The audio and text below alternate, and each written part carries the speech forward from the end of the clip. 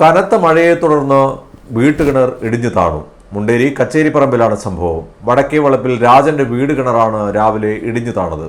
കിണറിലെ മോട്ടോറടക്കം നശിച്ചിട്ടുണ്ട്. 1.5 ലക്ഷത്തോളം രൂപയുടെ നാശനഷ്ടമാണ് കണക്കാക്കുന്നത്.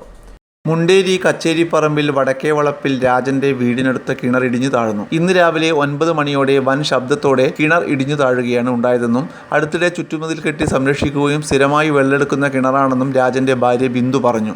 രാവിലെ ഒരു 8:45-9 മണിക്കുള്ളിലായിരുന്നു ഞാൻ ശബ്ദം കേട്ടിട്ട് പോയി നോക്കുമ്പോൾ കിണർ മുഴുവനായിട്ട് ഇടിഞ്ഞിട്ടുണ്ടായിരുന്നു. നമ്മൾ സ്ഥിരമായിട്ട് വെള്ളമെടുക്കുന്ന കിണറാണ്. ഇപ്പോൾ ഒരു 1.5 വർഷത്തോളമായിട്ട് നമ്മൾ പുതുക്കിപ്പണിഞ്ഞ കിണറാണ്.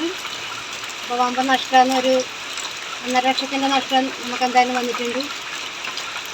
കിണറിൽ സ്ഥാപിച്ച മോട്ടോർ അടക്കം കിണർ ഇടിഞ്ഞപ്പോൾ താഴ്ന്നുപോയി. 1.5 ലക്ഷം രൂപയുടെ നഷ്ടം കണക്കാക്കുന്നു.